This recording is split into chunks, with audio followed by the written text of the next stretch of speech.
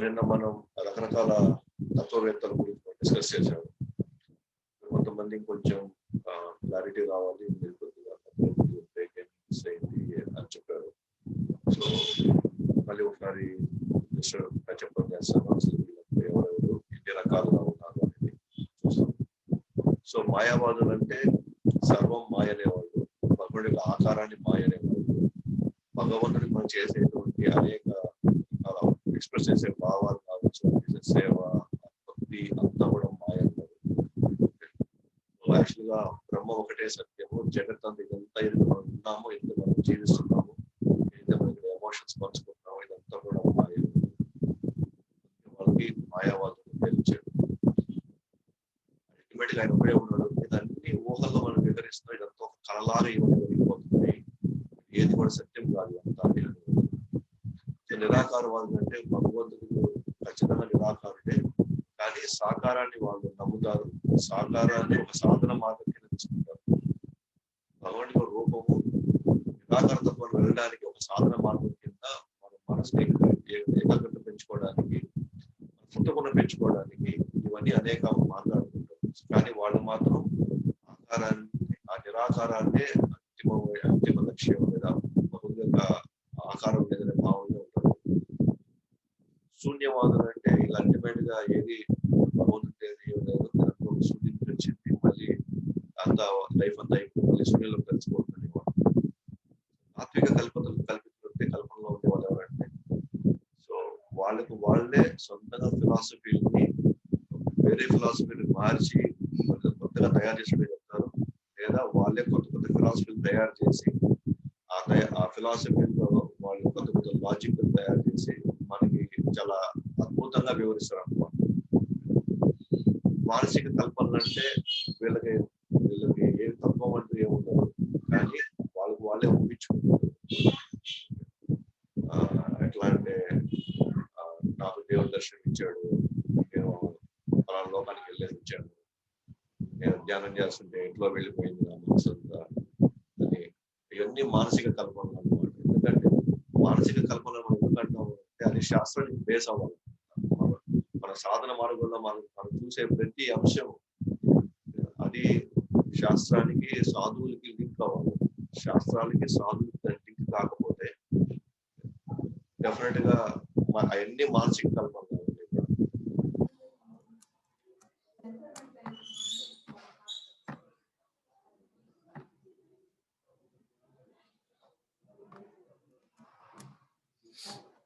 So ఈ మానసిక కల్పితల పరిస్థితి అనమాట.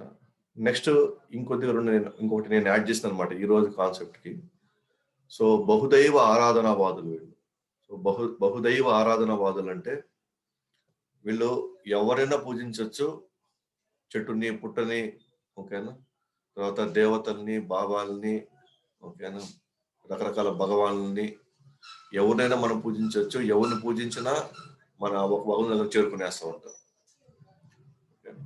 సో వీళ్ళకి ఎందుకంటే ఈ బహు ఆరాధనవాదులు అంటే వీళ్ళకి భగవంతుడు ఒక్కడే, భగవంతుడు ఆయన నుంచే సర్వం వచ్చింది, మిగతా వాళ్ళందరూ కూడా ఆయన సేవకులే లేదా ఆయన భక్తులే, సో ఆయన కంట్రోల్లో ఉండే వాళ్ళే వీళ్ళంతా అనే పూర్తి అవగాహన ఉండదు అనమాట.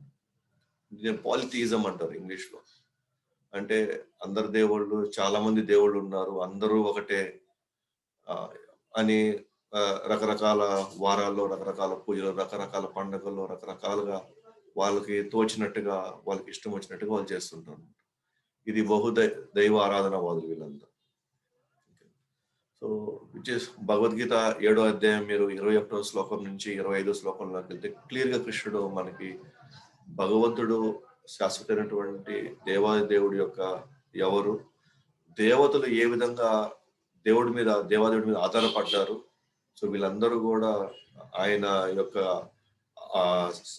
ఆదేశాల మేరకు వీళ్ళందరూ కూడా ఇక్కడంతా కూడా వీళ్ళు ఈ మిగతా డిపార్ట్మెంట్ ఇక్కడ అడ్మినిస్ట్రేషన్ చేస్తారు, వీళ్ళంతా పాలిస్తారు ఈ సకల లోకాలని, కానీ కంప్లీట్ గా ఆయన ఆజ్ఞ మేరకు అనేది వీళ్ళకి అవగాహన ఉండదు అనమాట.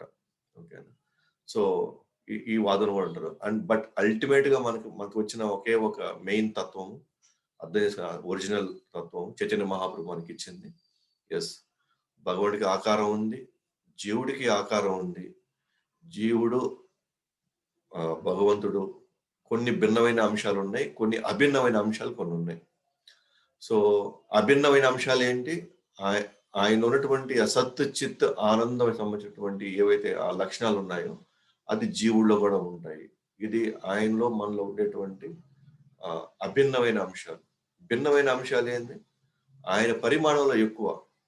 ఆయన ఏం చేసినా సరే లార్జ్ స్కేల్లో చేస్తాను. సో మనం ఏం చేసినా సరే చాలా మినిమల్ సర్కంస్టెన్సెస్ లో మినిమం చేస్తాం మనం. మినిమల్ గా ఉంటుంది మనం ఏం చేస్తాం. ఆయన అనంతం అయితే మనం మాత్రం అన్నమాట. అంటే మన యాక్టివిటీస్ అంతే ఉంటుంది, మనం విస్తరించలేము కూడా దానికి మించి. అలాగే ఇక్కడ మనం ఆ శ్లోకాలు చదివినప్పుడు ఒక కాన్సెప్ట్ వచ్చింది అనమాట, ఆత్మ చంపబడదు అని. సో ఎప్పుడైతే మనం ఆత్మ చంపబడదు అన్నప్పుడు ఆటోమేటిక్ గా అలాంటప్పుడు మనం ఎవరైనా చంపేయవచ్చు, మనం ఎవరైనా వాళ్ళని ఏం చేసినా ఎంత చేసినా ఎలా వాళ్ళు చావరు కదా. అలాంటప్పుడు వాళ్ళని చంపినా కూడా ఇప్పుడు తప్పే ఉంది, ప్రాబ్లం ఏముంది, వాళ్ళతో ఇబ్బంది ఏముంది, వాళ్ళు ఎలాగో చావరు కదా వాళ్ళు. సో మనం డైరెక్ట్ గా మనం దీంట్లోకి వెళ్ళిపోతాం, మనం ఇలాంటి ఆలోచనలోకి వెళ్ళిపోతాం మనం. సో చంపబడదు అన్నప్పుడు అలాంటప్పుడు ఎందుకు శిక్ష అనుభవించాలి? ఎలాగో బతికే ఉన్నాడు కదా అన్ని దగ్గరలో, ఇక్కడ కాకపోతే ఎక్కడో దగ్గర బతికే ఉంటాడు, చావలేదు అతనికి. దీని అర్థము ఓకేనా, దీని అర్థం మన అర్ధరహిత హింసను ప్రోత్సహించినట్లు కాదు. అంటే ఇష్టం వచ్చినట్టు మనం హింస చేయడానికి ఏదైనా పర్వాలేదు, ఎట్లాగా ఆత్మకు చావలేదు కాబట్టి మనం ఎలాగైనా వ్యవహరించడానికి దాన్ని ఇది మనం తీసుకోకూడదు అనమాట. రెండు, అలాగే ఇంకోటి సంపూర్ణ అహింసను కూడా ప్రోత్సహించినట్లు కాదు. అంటే పూర్తిగా నేను ఏం జరిగినా పర్వాలేదు, నన్ను ఎవరు కొట్టినా నన్ను ఏం చేసినా నేను పూర్తి అహింసలో ఉంటాను, ఏమైనా కానీ వాళ్ళ కర్మలు అనుభవిస్తారు. కొట్టిని తిట్టని మనల్ని ఏమైంది, పోతే పోయింది. నేను చనిపోయేది లేదు, ఆయన చనిపోయేది కానీ నేను చనిపోయిన ఆయన చనిపోడు కాబట్టి ఓకేనా. కానీ అతనికి కర్మ అంటుకొని దాని దగ్గర బాధ అనిపిస్తాడు కాబట్టి నన్ను తిట్టినా కొట్టినా నేను ఒక పర్పస్ లేకుండా, దానికి ఏం లేకుండా నేను భరిస్తాను. కాబట్టి ఎందుకంటే శాస్త్రాలు అహింసని చెప్పే కదా, అహింస పరమధర్మం అన్నారు కదా. కాబట్టి అహింస పరమధర్మ కాబట్టి సో నేను అహింసావాదుడుగా నేను చాలా గొప్పగా నేను నా జీవితాన్ని నేను కొనసాగిస్తాను. శాస్త్రాల యొక్క సారం ఇదే కదా, అహింసే కదా మొత్తం. గాంధీజీ కూడా ఓకేనా అహింసనే ప్రోత్సహించే ఆయన నాన్ కోఆపరేషన్ మూమెంట్ లో ఉన్నాడు కదా, సత్యమేవ జయతే అన్నట్టుగా. అహింసకి మనం ఎక్కడ కూడా మిలిటరీ ఫోర్స్ కానీ ఏం మనం వాడకూడదు, అహింస. కానీ ఇక్కడ దాని ఉద్దేశం మళ్ళీ అహింసలో ఉండి ఎవరైతే ఏదైనా మనం కొట్టినా, ఎవరైతే మనం తిట్టినా అనవసరంగా దానికి ఒక అర్థం లేకుండా, ఒక దానికి ఇది లేకుండా ఉంటే దాన్ని మనం భరించడం కాదు. అట్లా మరి ఏంటది? ఎస్, హింస మనం ఖచ్చితంగా మనం వాడాలి, అది తగు సమయంలో ఓకేనా. ధర్మాన్ని కాపాడడం కోసం, కొంతమంది వ్యక్తుల్ని బాగు చేయడం కోసం, వ్యవస్థను కొంచెం సరిదిద్దడం కోసం ఒక్కోసారి హింసని వాడాల్సి వస్తుంది, అది రైట్ పర్పస్ కోసం, సరైన సమయంలో. సో వాళ్ళని అంతమొందించాలా, వాళ్ళని మనం దోచుకోవాలా, అలాంటిదిలో కాదు. ఒక వ్యవస్థ సరిగ్గా నడవడానికి కొంత వ్యక్తుల్ని వాళ్ళ యొక్క ఉన్నతి కోసం, వాళ్ళ జీవితంలో బాగు కోసం కొంత హింసని ఖచ్చితంగా శాస్త్రం ప్రోత్సహిస్తుంది. లేకపోతే ఇంక యుద్ధాలు అనేది ఎందుకు వచ్చింది, క్షత్రుడు అనే పాయింట్ ఎందుకు వచ్చింది? క్షత్రుడు అనేవాడు ఖచ్చితంగా యుద్ధాలు చేయాలి చేయడం. అలాంటప్పుడు అసలు క్షత్రియ అనేటువంటి ఈ వర్ణాల్లో ఈ క్షత్రియ అనే పాయింట్ ఎందుకు వచ్చింది? అసలు ఆ వ్యక్తి ఎందుకు, ఆ తెగ ఎందుకు వచ్చింది? సో అంటే క్షత్రియులు ఖచ్చితంగా హింస చేయాలి. వాళ్ళు ఎలాగైతే పోలీసులు కూడా కొట్టాలి, తల్లిదండ్రులు కూడా కొట్టాలి, ఉద్దేశం ఒకటే ఉండాలి, వాళ్ళు బాగుపడాలి, వాళ్ళు ఇంకా ఉన్నత స్థాయికి వెళ్ళాలి. సో అక్కడ కొంత హింస అవసరం, బట్ ఆ హింస నిర్మాత్మకంగా ఉండాలి. సో చేసే లైక్ డాక్టర్ అనుకోండి, డాక్టర్ కత్తి పట్టుకోకుండా వాళ్ళు కట్ చేయకుండా, వాళ్ళు ఆపరేషన్ చేయకుండా ఎట్లా బాగు చేస్తారు వ్యాధి ముదిరిపోతే? మరి నేను కత్తిపోయి ఒకరిని కోస్తుంటే రక్తం ఎంత పోతుంది, అది ఎంత ప్రాబ్లం అయిపోతుంది, నేను హింస నేను ప్రోత్సహించాను, నేను అహింస వాదని డాక్టర్ అంటే ఎంత మూర్ఖత్వం అది. బట్ ఎందుకు వాళ్ళు కత్తి పట్టుకుంటారు? ఎందుకు వాళ్ళు కొంచెం గాయమైనా, కొంత బాధ అయినా, కొంచెం కష్టమైనా సరే పేషెంట్కి, ఇబ్బందికరమైన పరిస్థితి ఉన్నా సరే పేషెంట్కి, ఎందుకు వాళ్ళు దాన్ని వాడుతున్నారు? ఫర్ ద రైట్ పర్పస్, ఇంతకంటే ఇంకా బెటర్మెంట్ కోసం, ఆ వ్యక్తి యొక్క బాగు కోసం. సో హింస అవసరం. సో అవుట్ అండ్ అవుట్ గా నేను హింసే చేస్తాను ఎందుకంటే ఎవరికి చావలేదు కదా, అది తప్పే. అట్ ద సేమ్ టైం నేను అహింసగా ఉంటాను, అహింసే పరమధర్మం అని శాస్త్రాలు చెప్తున్నాయి, అది తప్పే. అవుట్ అండ్ అవుట్ గా మళ్ళీ నేను అహింసలోనే ఉంటానంటే అది కూడా తప్పే.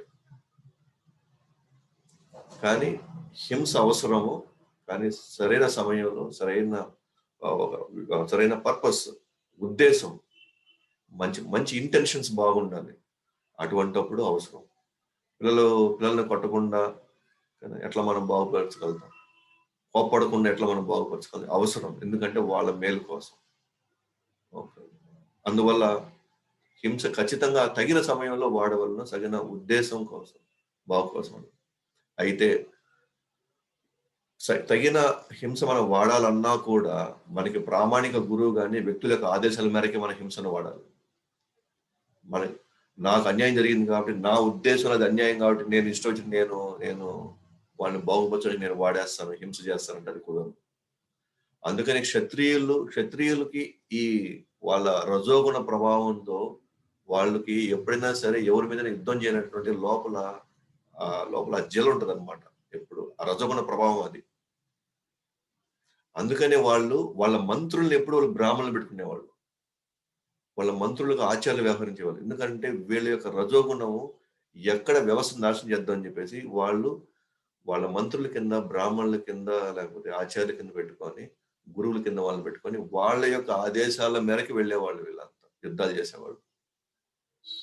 వాళ్ళ ఆదేశాల మేరకు వాళ్ళు ఏదైనా ఒకవేళ ఇలాంటి హింస ఏదైనా చేయాల్సి వస్తే వాళ్ళ యొక్క యాక్సెప్టెన్స్ తో చేసేవాళ్ళు. సొంతంగా నిర్ణయం తీసుకొని, నాకు నచ్చింది రాజ్యం, నాకు నచ్చింది, ఆ రాజ్యంలో వనరులు నాకు చాలా ఉన్నాయి, నాకు నచ్చింది, ఆ రాజ్యంలో నాకు రాణి నాకు బాగా నచ్చింది అని ఇష్టం వచ్చినట్లుగా, తోచినట్లుగా విచ్చలవిడితనంతో యుద్ధాలు జరిగేటివి కాదు, అహింస జరిగేది కాదనమాట. So with full power pact backup అనమాట. దశరథ మహారాజుకి వశిష్ఠుడు బ్యాకప్ ఉండేవాడు. అలాగే పాండవులకి దౌమ్య ఋషి బ్యాకప్ వాళ్ళకి. సో ఈ విధంగా రజోగుణ ప్రభావితమైనటువంటి క్షత్రియులు కూడా ఇష్టం వచ్చినట్టు, అంటే వాళ్ళకి అధికారం ఇచ్చారు కదా, ఓకేనా, మన ఆయుధాలు పట్టుకోమన్నారు, ఓకేనా, ఆయుధాలతో ఈవెన్ జంతువులు కూడా చంపడానికి వాళ్ళకి అవకాశం ఉంది, వాళ్ళు చంపొచ్చు, హింస. కానీ అది యాక్చువల్లీ హింస కిందకి రాదు. ఆ జంతువులు చంపడం, ట్రైనింగ్ లో భాగంగా జంతువులు చంపడం క్షత్రియులకు ప్రాబ్లం కాదు, అది హింస కాదు. ఆ ట్రైనింగ్ భాగం ఎందుకంటే రేపు దుండగులు, పెద్ద పెద్ద దోపిడీదారులు వీళ్ళంతా వచ్చి సామాన్య జనాల్ని, వ్యవస్థని నాశనం చేసేటప్పుడు సో వాళ్ళని చంపడానికి ఇది చేశారు. సో యజ్ఞంలో సమర్పించే బ్రాహ్మణుడు సమర్పించేటువంటి జంతువులకు కానివ్వండి, యుద్ధంలో భాగంగా క్షత్రియులు అవలంబించే హింస కానీ, ఇవి పాపాల కిందకి వెళ్ళవు. ఎందుకంటే అక్కడ ఉద్దేశం లార్జర్ పర్పస్ ఉంది, ఇంకా ఉన్నతమైనటువంటి వ్యవస్థ కోసం, ఉన్నతమైనటువంటి భావాలు వ్యక్తం చేయడం కోసం, సిద్ధాంతాల కోసం ఈ చిన్న చిన్న హింసలు అవసరం. దానివల్ల వాళ్ళకి ప్రత్యేకంగా వాళ్ళ స్వార్థం కోసం చేసినట్టు కాదు. సో అందువల్ల ఇక్కడ ఖచ్చితంగా మనం హింస మనం ఖచ్చితంగా మనం వాడాలి, కానీ ఒక మంచి ఉద్దేశంతో, సరైన సమయంలో, అది కూడా మన ప్రామాణికమైనటువంటి వ్యక్తులు కానీ, గురువులు కానీ, ఒక అథారిటీ యొక్క శాంక్షన్తో మనం చేయాలి. అప్పుడే మనం చేసిన దానికి ఎటువంటి రియాక్షన్స్ ఉండవు, మనకి కర్మలు అంటుకోవు అన్నమాట. అలాగే ఇక్కడ 9వ అధ్యాయం అది తెలిసి 18వ శ్లోకం, సారీ 2వ అధ్యాయం 18, 19 శ్లోకాల్లో ఆత్మ చనిపోయినా కూడా చనిపోతుంది లేదా నశించిపోతుంది అని తెలిసినా కూడా మనం పెద్దగా బాధపడాల్సిన అవసరం లేదన్నాడు మన కృష్ణుడు. ఆత్మ శాశ్వతం అని చెప్పినా మనం పెద్దగా బాధపడాల్సిన అవసరం లేదు, మనం కంగారు పడాల్సిన అవసరం లేదు. ఆత్మ నశిస్తుంది అని చెప్పినా కూడా పెద్దగా మనం కంగారు పడాల్సిన అవసరం లేదండి. ఎందుకనంటే నశిస్తుంది అనే పదం ఇక్కడ ఎందుకు వాడతానంటే, ఎందుకంటే మనం కొంతమంది నమ్మకపోవచ్చు అంత, ఒకవేళ ఆత్మ ఎప్పటికీ నశించినంతగా ఏమైనా ఉంటుందా, ఒకవేళ అలా అలా అలాంటి ఒక అవకాశం ఉంటుందా అని కొంత సందేహం రావచ్చు. ఒకవేళ నశిస్తే అప్పుడు ఏమవుతుంది? Suppose for example, in case ఆత్మ నశిస్తే అప్పుడు దాని పరిణామాలు ఎలా ఉంటాయి అని కొంతమంది డౌట్ రావచ్చు.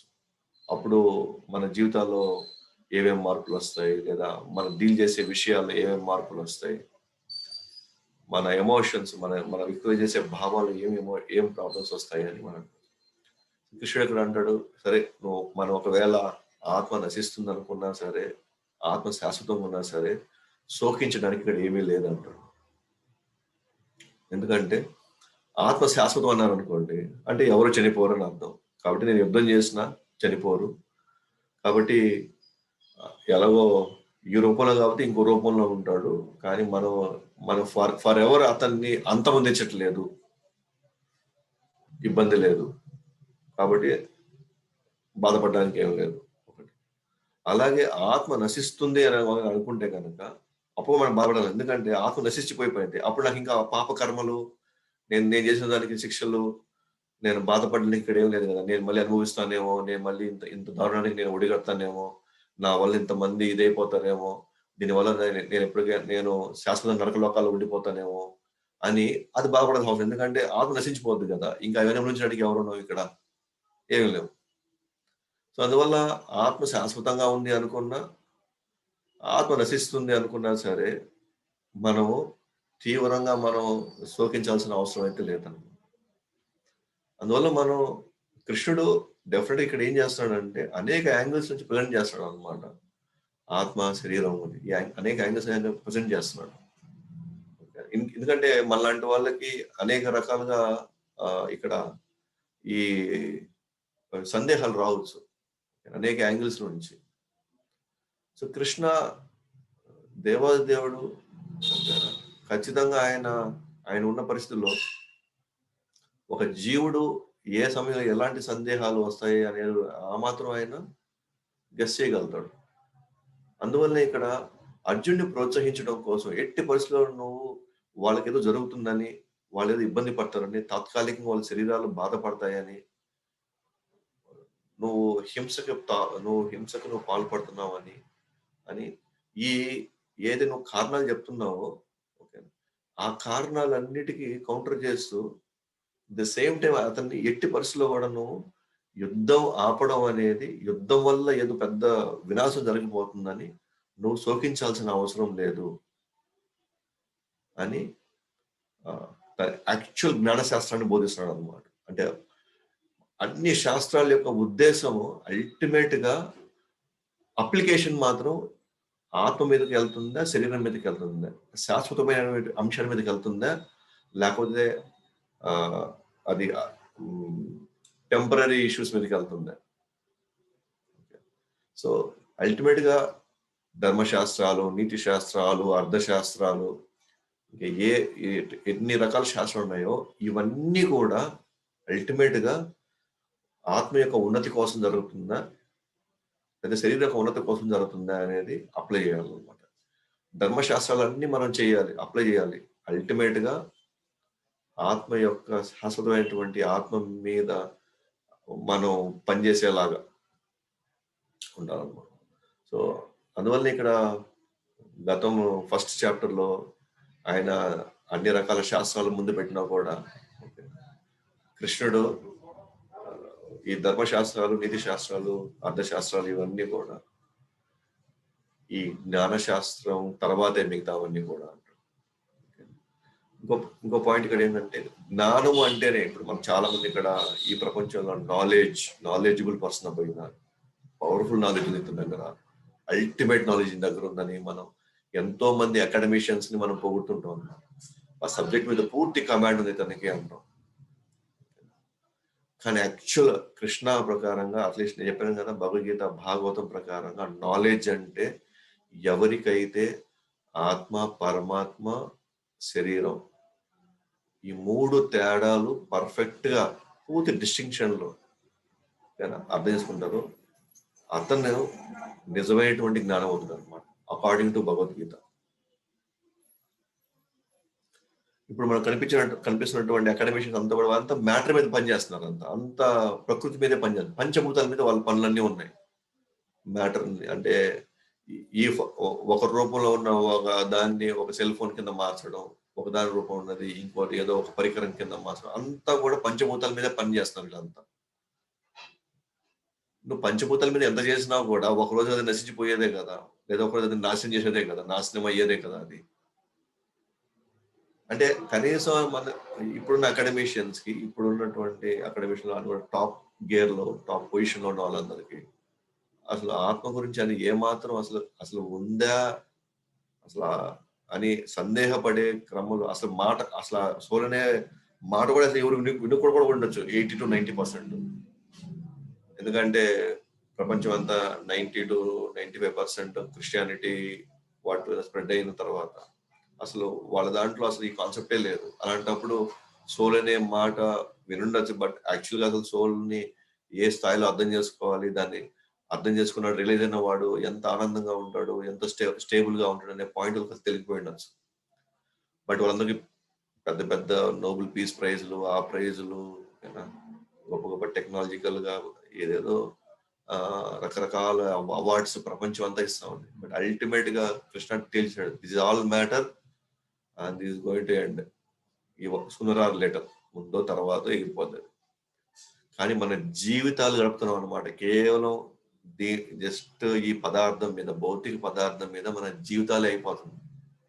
రీసెర్చ్ అంటే ఏంది, ఒక చిన్న విషయం మీద సుదీర్ఘమైనటువంటి చర్చ, సుదీర్ఘమైనటువంటి రీసెర్చ్ చదువుతున్నారు.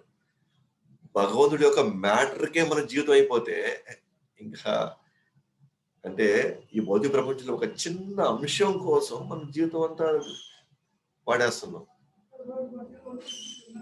కానీ కృష్ణుడు ఏమంటాడు 10వ అధ్యాయం భగవద్గీతలో, నువ్వు ఏదైతే చూస్తున్నావో, ఏదైతే అద్భుతంగా నీకు కనిపిస్తుందో, ఏదైతే బ్రహ్మాండం నీకు కనిపిస్తుందో, అదంతా కూడా నా అంశం చూసుకుంటుంది అంత అంటున్నాడు. నా అంశం చూసుకుంటుంది అంతా కూడా. అసలు నేను నా దృష్టి దాని మీద ఉండదు. అసలు నేను వాటిని నేను చూడాల్సిన అవసరం నాకు లేదు. జస్ట్ నా అంశం చూసుకుంటుంది అదంతా అంటాడు. కానీ ఈ భౌతిక జగత్తులో ఒక చిన్న అంశం మీద మన జీవితం అయిపోతుంది ఇక్కడ. కానీ దానికి మనం హై నాలెడ్జబుల్ పర్సన్ అన్నమాట, గ్రేట్ పర్సన్ అంటున్నాము. కానీ రియల్ నాలెడ్జబుల్ పర్సన్ అంటే, జ్ఞానశాస్త్రం అంటే, రియల్ నాలెడ్జ్ అంటే ఏంటంటే ఆత్మ, పరమాత్మ, ప్రకృతి. ఇంకా చెప్పాలంటే నేను చెప్పాను కదా, భగవద్గీత జనరల్ క్లాస్ అది వెళ్తూ ఉంది. ఈ 5 అంశాలు ఎవరైతే పర్ఫెక్ట్ తెలుసుకుంటారో, భగవానుడు, జీవుడు, ప్రకృతి, కాలం, కర్మ, ఈ 5 అంశాలు ఎవరు క్షుణ్ణంగా అద్భుతంగా దీన్ని అర్థం చేసుకుని అవగాహన చేసుకుని ఉంటారు, వారి అతనికి ఫుల్ నాలెడ్జ్ ఉన్నవాడే అతను.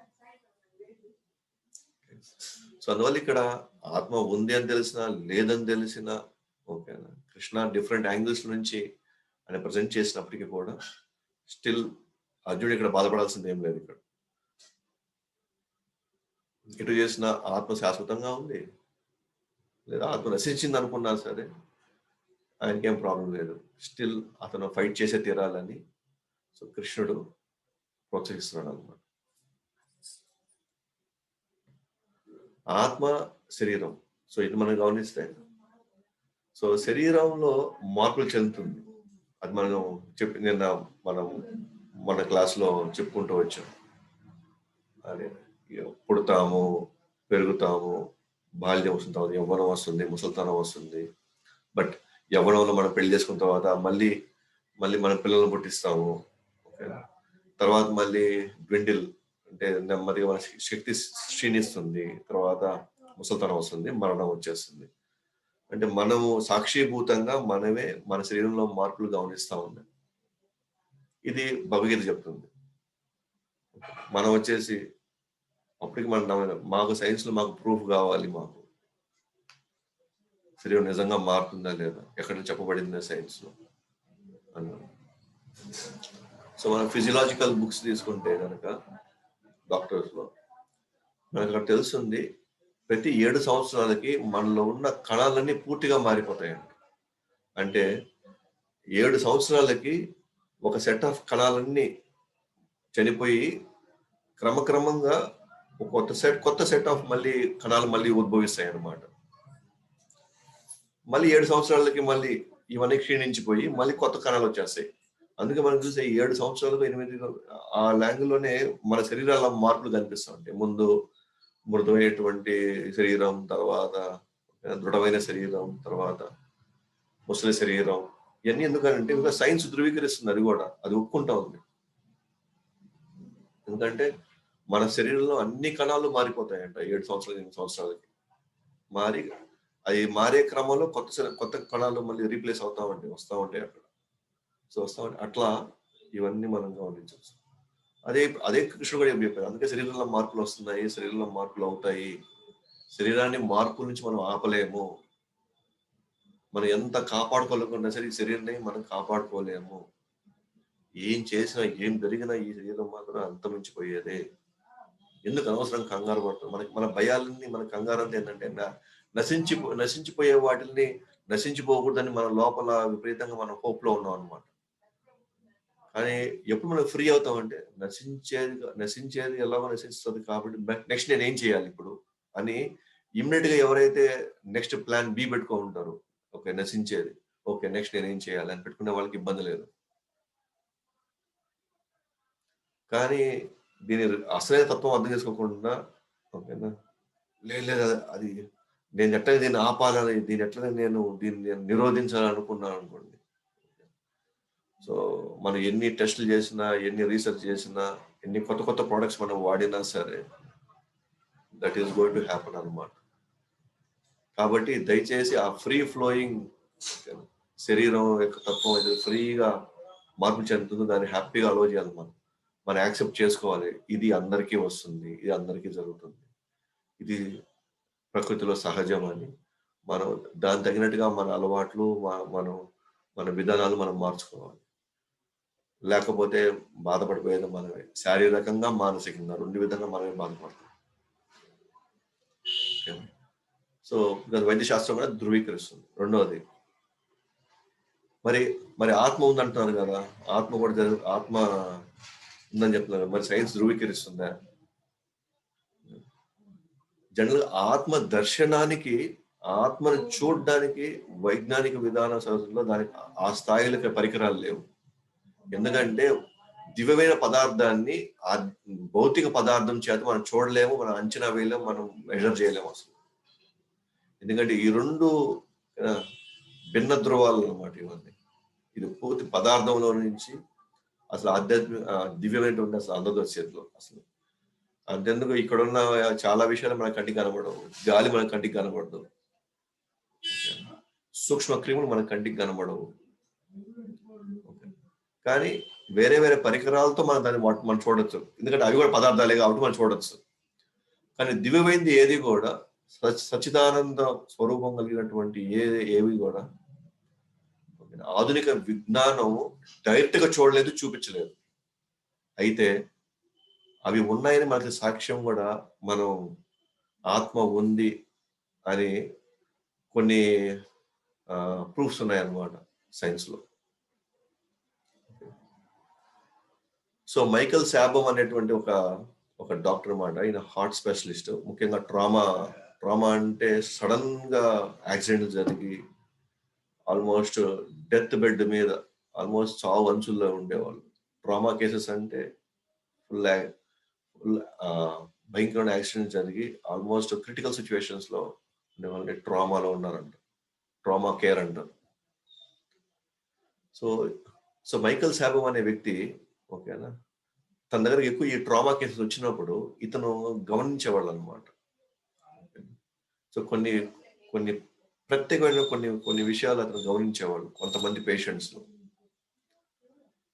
ఎందుకంటే ట్రామా పేషెంట్స్ అంటే ఆల్మోస్ట్ చావు అంచులు ఉంటారు. అందుకే దీని కాన్సెప్ట్ నియర్ డెత్ ఎక్స్పీరియన్స్ అంటారు దీన్ని. చావు అంచుల్లో నుంచి వాళ్ళు జీవితం క్రిటికల్ సిచ్యువేషన్ నుంచి వాళ్ళ యొక్క మానసిక పరిస్థితి ఉంటుంది. సో వాళ్ళు ఒకసారి జర్మనీలోనో ఇక్కడ ఏదో కంట్రీలో ఇట్లా ఒక పేషెంట్ని వాళ్ళు అతను కూడా ట్రామా కండిషన్లో ఉన్నాడు. సో తనకి అనస్థీషియా ఇచ్చి వాళ్ళు ఇమ్మీడియట్గా ఆపరేషన్ చేస్తూ ఉన్నారు అన్నమాట. కానీ బహుశా వాళ్ళ ఎక్స్పీరియన్స్ డాక్టర్స్ ఏమో అలాంటి సిచ్యువేషన్స్లో సో వాళ్ళ మధ్య చర్చించుకుంటున్నారు అనమాట. సో నెక్స్ట్ సండే ఎక్కడికి వెళ్తాము, వీకెండ్ ప్లాన్ ఏంటి, అది ఏదో వాళ్ళు మాట్లాడుకుంటూ వాళ్ళు ఆపరేషన్ చేస్తున్నారు. సో ఆపరేషన్ అయిపోయింది, అంత బాగుంది. సో ఇతనైతే పూర్తిగా అనస్థీషియా అదే పూర్తిగా మొత్తం చేసి అక్కడ అలా పడుకుంటాడు.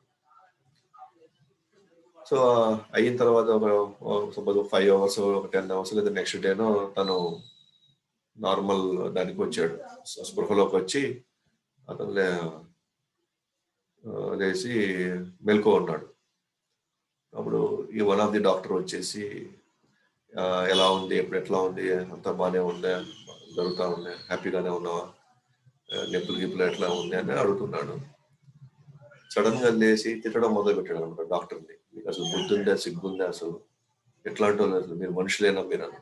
ఈ డాక్టర్కి ఏం అర్థం కాదు, ఎందుకు తిడుతున్నాడు అబ్బా అని. ఇది ఏంది చెప్పిందంటే అది అంటాడు అనమాట, నాకు అంత ఇంపార్టెంట్ ఆపరేషన్ మీరు చేస్తూ మీ మధ్యలో మీరు జోకులు వేసుకుంటా నెక్స్ట్ వీకెండ్ ఏంది అదేందని మీరు ఇంత సావధానంగా ఉంటారు మీరు, అసలు ఇది ఇట్లా మీరు చూసే విధానం ఇదేనా, నేను ఆల్రెడీ చావు బతుకుల్లో ఉంటే మీరు ఈ విధంగా ఏదో అవలీలగా ఏది పట్టినట్టుగా ఏదో చేసుకున్నారే మీరు అని అంటాడు అనమాట. ఈ డాక్టర్కి ఆశ్చర్యం వేసింది. ఫుల్ ఆల్మోస్ట్ అనస్థీషియా ఇచ్చి కంప్లీట్ గా స్పృహ లేకుండా పడిన ఈ వ్యక్తికి సో ఇలాంటి ఎలా కనిపెట్టాడు, మనం ఏం మాట్లాడామో, ఎలాంటి మాటలు మాట్లాడామో, సో ఇవన్నీ అతనికి ఎలా తెలిసింది అసలు అని అతను ఆశ్చర్యపోతున్నాడు. అడిగాడు, నీకు ఎలా తెలిసింది ఇదంతా, నువ్వు పూర్తిగా స్పృహ లేకుండా పడున్నావు కదా, అక్కడ మేము ఆపరేషన్ చేస్తూ ఉన్నాం కదా, నేను మొత్తం గమనిస్తున్నాను, నేను పై సీలింగ్ నుంచి మిమ్మల్ని గమనిస్తా ఉన్నాను, మీరు ఏం చేస్తున్నారో మొత్తం అని నాకు వినిపిస్తా ఉంది మీరు మాట్లాడింది అంతా అన్నాడు. అందుకే మీరు కానీ గమనిస్తే ఇక్కడ పైన ఆ ఫోటోలు మీరు పైన చూస్తే సో ఒక భూతం చూస్తున్నట్టు ఉంది, అది ఆత్మ అనమాట. అఫ్ కోర్స్ ఇది గ్రాఫిక్ గా మనకు చూపించారు, బట్ అతను చెప్పాడు అనమాట. సో ఏ విధంగా అంటే ఈ విధంగా అనమాట, ఇట్లా అఫ్ కోర్స్ ప్యాంట్ షర్ట్ ఇవన్నీ మన గ్రాఫిక్స్ ఇవన్నీ. సో ఈయన మైకేల్ శాబో అనే ఆయన లైఫ్ లో ఇట్లాంటి కొన్ని కేసెస్ లో ఆయన కొంతమంది వాళ్ళు ఈ శరీరం దాటి వెళ్ళిపోయినట్టు, వాళ్ళు ఇంకేదో టనల్ ద్వారా ఇంకేదో ఉన్నత లోకాలకు వెళ్ళినట్టు, వాళ్ళని ఏమన్నా కలిసినట్టు, మళ్ళీ వన్స్ అంతా స్పృహ రాగానే మళ్ళీ తిరిగేసి దీంట్లో వచ్చేసినట్టు, అంటే ఆయన దగ్గర సిగ్నిఫికెంట్ నంబర్ ఉందన్నమాట. అంటే ఇంతమంది షేర్ చేస్తున్నారు ఆయనతో, ఒకటో రెండో అంటే సరేలే వీళ్ళేదో ఊహా కల్పితాల్లో ఉన్నారు, వీళ్ళేదో వాళ్ళు జస్ట్ వాళ్ళు సమ్ మెంటల్ వీక్నెస్ ఏమో ప్రాబ్లం ఉంటుందేమో అనుకోవచ్చు. But significant number of people అంటే వాళ్ళు చాలా శరీరం అతనికి నిజంగా ఆ సబ్జెక్ట్ మీద దానికి మంచి క్యూరియాసిటీ వచ్చింది, అంటే ఉత్సాహము, ఆశ్చర్యం కలిగి ఎలాగైనా దీని గురించి తెలుసుకోవాలి. సో మీరు ఇప్పుడైనా సరే నెట్లోకి వెళ్ళి మైకేల్ శాబో అని కొడితే మీకు ఇలాంటి కేసులు చాలా కనిపిస్తాయి మేడం. ఇట్ షోస్ దట్ బాడీకి అతీతంగా ఇంకొక శక్తి, ఆత్మ ఉండి ఇవన్నీ గమనిస్తున్నాయి, ఇవన్నీ చేస్తున్నాయి. మీకు అర్థం, మనకి ఒక చిన్న క్లూ అనమాట. భగవద్గీత చెప్పింది సత్యము అని. ఆత్మ శరీరం వేరువేరుగా ఉన్నాయి, ఆత్మ బయటికి వచ్చి చూసుకొని ఆత్మకి శరీరానికి సంబంధం లేకుండా, సో ఇలాంటి కొన్ని కేసెస్ ఉన్నాయి అని నిరూపించబడుతుంది. అంటే కొంతమంది ఎవరైతే అసలు ఆత్మే లేదు, మనమంతా జస్ట్ బ్యాగ్ ఆఫ్ కెమికల్స్ మాత్రమే. మనమంతా ఈ లైఫ్తో ఇక్కడ పంచభూతాలు మనం కలిసిపోతాము. తర్వాత ఎవరు చూసారు ఇవన్నీ? ఇలాంటి సందేహాలు కానీ ఉంటే కనుక, లేదా ఇలాంటి తత్వంతో మనం బతుకుతున్నట్లయితే కనుక, so this is one of our అంటే మేజర్. సో మీరు మైకల్ సాబన్ కొడితే మీకు కావాల్సినంత మెటీరియల్ వస్తుంది ఆయన ఏం చేస్తుంది. సో ఈవెన్ సైన్స్ ప్రకారం వెళ్ళినా కూడా ఆత్మ ఉంది అనేది మనం నిర్ధారించుకోవచ్చు. అలాగే ఇయన్ స్టీవెన్స్ అనే ఆయన సో మరుజన్మ, సో భగవద్గీత 2వ అధ్యాయం 13వ శ్లోకంలో డెఫినెట్ గా మనకు చెప్తా ఉంది. ఓకే, సో ముసలితనం వచ్చిన తర్వాత ఖచ్చితంగా చనిపోయిన తర్వాత మనం ఖచ్చితంగా ఇంకో దేహం తీసుకుంటామని this is the only book అన్నమాట ఈ ప్రపంచంలో. పక్కాగా మనకి ప్రూఫ్స్ తో సహా ఇచ్చింది, ఎగ్జాంపుల్స్ కూడా ఇచ్చాడు కృష్ణుడు ఈ కాన్సెప్ట్. అండ్ ఇయన్ స్టీవెన్స్ అనే ఆయన, ఓకేనా, సో ఈయన సైకాలజిస్ట్, ఈయన సైకియాట్రీ, అండ్ ఆల్మోస్ట్ 2000 నుంచి 3000 కేసెస్ చూశాడు అనమాట. వాళ్ళు ఇంకో జన్మలో ఆ జన్మలో ఉండి ఈ జన్మకు వచ్చి ఈ జన్మలో వాళ్ళ గత జన్మ గురించి వాళ్ళు మాట్లాడుతున్నారు. వాళ్ళు సో గత జన్మలో వాళ్ళ పేరెంట్స్ ఎవరు, వాళ్ళ భార్య బిడ్డలు ఎవరు, వాళ్ళ ఇల్లు ఎక్కడ ఉంది, వాళ్ళు ఏ మతంలో ఉన్నారు, వాళ్ళు ఏ ప్రాంతంలో ఉన్నారు, డీటెయిల్డ్, ఓకేనా, డీటెయిల్స్ వాళ్ళు గుర్తుపట్టడం, వాళ్ళ పేర్లు చెప్పడము, వాళ్ళకి ఇంకేదైనా సీక్రెట్స్ ఉంటే వాళ్ళ మధ్యలో షేర్ చేసుకున్న అవి బయటికి రివీల్ చేయడము, అది వాళ్ళు వాళ్ళ అంటే ఎవరైతే వాళ్ళ పూర్వజన్మ సంబంధించిన వాళ్ళందరూ కూడా అవి ఎస్ ఇదంతా కరెక్ట్, ఇది మాకు మాత్రమే తెలుసు, అయినా కూడా ఇది రివీల్ చేశారు, ఖచ్చితంగా ఇతను మా అబ్బాయి మా అమ్మాయిను అని రివీల్ చేసిన విషయాలు 2000 కేసెస్ పైనే ఉన్నాయి. ఇప్పటికైతే ఇంకా ఎక్కువ ఉంటాయి. ఇప్పుడు ఇది హిందూయిజంలోనే, ఇది పలానా ప్రాంతంలోనే ఇలాంటి కేసులు వచ్చాయి అట్లా కదా మరి, ఇది ప్రపంచ వ్యాప్తంగా ఏదైతే మనం బైబిల్ ద్వారానో లేకపోతే ఖురాన్ ద్వారా ఏదైతే అంటున్నారో అసలు ఇంకో జన్మ ఉండదు అని, తర్వాత పరలోకానికి వెళ్ళిపోతారు లేదా నరకలోకానికి వెళ్ళిపోతారు అని ఉండదు లేదు. బట్ ఇవి చాలా కేసులు క్రిస్టియన్ ఇదిలో ఫాలో అయ్యే వాళ్ళలో కూడా ఈ రీఇన్కార్నేషన్ జరిగి ఉన్నాయి. ఇస్లాం ఫాలో అయిన వాళ్ళు లాస్ట్ లైఫ్ లో ముస్లిం కూడా ఈ టైంలో హిందూగా వచ్చిన సందర్భాలు ఉన్నాయి. ఇలాంటి కేసులు వేలు ఉన్నాయి అనమాట. బట్ అన్ఫార్చునేట్ గా లార్జర్ సెక్షన్ ఆఫ్ మీడియా ఎప్పటి నుంచి ఫస్ట్ నుంచి కూడా ఈ సనాతన ధర్మాన్ని ప్రమోట్ చేసే క్రమంలో, బికాస్ హోల్ లాట్ అంతా కూడా ప్రపంచం అంతా కూడా సో క్రిస్టియన్ డామినేషన్ చేసే మీడియాస్, సో ఇస్లాం డామినేట్ చేసే మీడియాస్ ఎక్కువ ఉన్నాయి కాబట్టి ఈ విషయాలని బయటికి ఎక్కువ రానివ్వం. ఇంకా ఈవెన్ ఇండియాలో ఉన్న చాలా మీడియా హౌసెస్ అన్ని కూడా 90% వాళ్ళు డామినేట్ చేసేటివి అనమాట. అందువల్ల ఈ విషయాలు నిజమైన విషయాలు, ఆశ్చర్యపరిచే విషయాలు కానీ భగవద్గీత సత్యంగా ధృవీకరించినటువంటి ఈ విషయాలు బయటికి రావు. బట్ భగవద్గీతలో స్పష్టంగా సైంటిఫికల్ గా మనకి చెప్పున్నారు అనమాట. ఎస్, ఎలాగైతే నువ్వు ఒకప్పుడు బాల్యంలో ఉన్నావు, అది ఇప్పుడు ఎవరికి వచ్చావు, ఎట్లా ముసలితనం, ఎస్ మనం చూస్తున్నాం. కానీ చనిపోయేటప్పుడు ఇంకో శరీరానికి వెళ్ళిపోతా ఉన్నాడు. 75% ఆఫ్ ది స్టేట్మెంట్ కరెక్ట్ అయినప్పుడు, నా పూర్తి అవగాహనలో నేను చూస్తున్నప్పుడు మిగతా 25% స్టేట్మెంట్ ఎందుకు తప్పు అవుతుంది? అలా భగవంతుడు 70% ఆఫ్ ది స్టేట్మెంట్ కరెక్ట్ చెప్పి 25% మాత్రం చెప్పకుండా ఉంటాడా?